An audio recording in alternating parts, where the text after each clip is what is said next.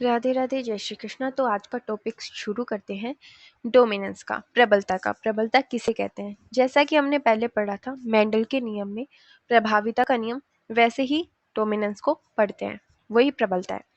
तो मेंडल ने क्या कहा था कि अपने आनुवंशिक प्रयोगों में उन्होंने मटर के 2 पौधे लिए थे, एक कैपिटल टी, एक स्मॉल टी।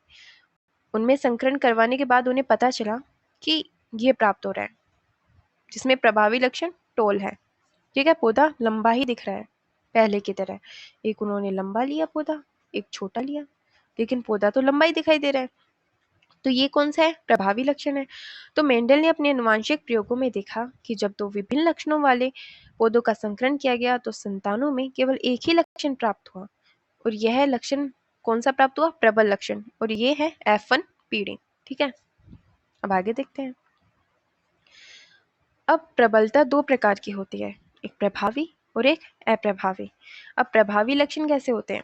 प्रभावी लक्षण जो दिख जाते हैं, जैसे कि टोल जो दिख गया, प्रभावी है।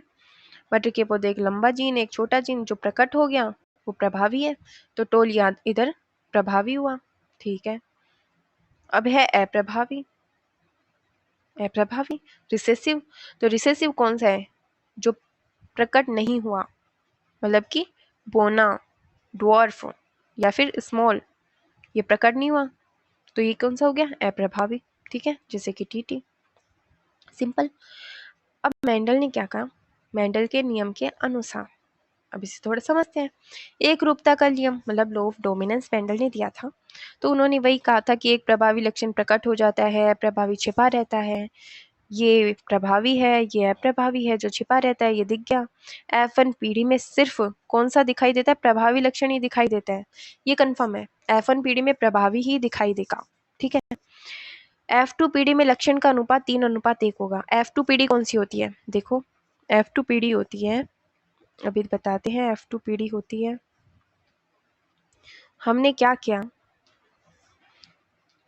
T और T के बीच में संकरण करवाया, हमें प्राप्त हुआ, हमने T और T दोनों के मध्य संकरण करवाया, तो हमें प्राप्त हुआ ये TT, F1 पीढ़ी। अब इसी का संकरण हमने इसी के साथ करवा दिया, एक F1 पीढ़ी के साथ, तो हमें क्या प्राप्त होता है? हमें प्राप्त होता है ये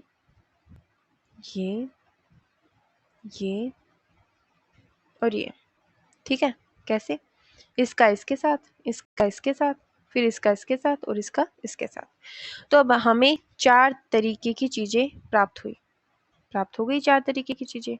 अब 4 तरीकों की चीजों में क्या क्या क्या प्राप्त होगा? जो ये 3 है, 3 भाग है, ये प्रभावी है। ठीक है, 3, ये एक अप्रभावी है, अनुपात 1।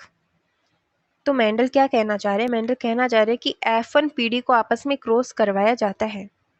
F1 पीढ़ी को जब आपस में क्रॉस करवाया जाता है तो F2 पीढ़ी में 3:1 का अनुपात मिलता है। 3:1, टोल टोल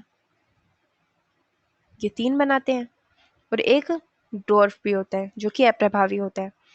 3 प्रभावी और एक अप्रभावी छिपा हुआ होता है, लेकिन मौजूद लक्षण इसके ज्यादा होते हैं। मतलब कि जिधर ये दिख जाए उधर प्रभावी पहला वाला ही है, समझ गए? तो यही मेंडल ने नियम दिया था प्रभाविता का, प्रबलता का। खत्म, दोबारा से रिवीजन कर लेते हैं एक बार। मेंडल ने एक्चुअल में कहा क्या है? मेंडल ने प्रबलता का नियम दिया, जो हमने पहले भी देख लिया था कि दोनों के मध्य संकरण करवाया गया, जो दिखा उसमें एक प्रभावी था, एक अप्रभावी था। ठीक है, हमने मेंडल की बात मान ली, जिसमें से जो लंबा वाला था वो प्रभावी था, जो बोना था वो अप्रभावी था। फिर मेंडल ने हमें कहा कि प्रभावी कौन सा होता है? जो लंबा है। उसी को मेंडल ने दोबारा से, मेंडल ने तो क्या बता दिया, वही है ये प्रभावी। प्रभावी लक्षण कौन सा होता है? ऐसे ही अप्रभावी लक्षण कौन सा होता है? ठीक है, जो छिप जाता है वो अप्रभावी लक्षण हो रहा है। फिर बाद में इन्होंने कहा कि F1 पीढ़ी का जब F1 पीढ़ी के साथ संकरण करवाया जाए तो क्या होता है? तो 4 लक्षण मिलते हैं हमें। 4 लक्षण कौन कौन से? एक ये, एक ये, एक ये, एक ये, जिनमें 3 तो प्रभावी होते हैं, 3 तो लंबे हैं, एक बोना है। जिसमें से 2 तो प्रभाविता का नियम होता है, एक तो पूरा ही लंबा है, ठीक है।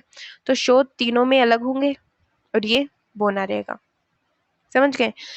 F1 पीढ़ी का F1 पीढ़ी के साथ संकरण करवाने पर 4 लक्षण प्राप्त होते हैं, जिनमें से 3 लंबे और एक बोना पौधा प्राप्त होता है। ऐसा हमें मेंडल ने पढ़ाया था, समझाया था। इसकी PDF आपको मिल जाएगी, अगर आप चाहेंगे तो फोटोज मिल जाएगी। तो हमारा ये चैप्टर भी खत्म हुआ, ये टॉपिक भी खत्म हुआ। तो हम चलते हैं। टाटा, धन्यवाद।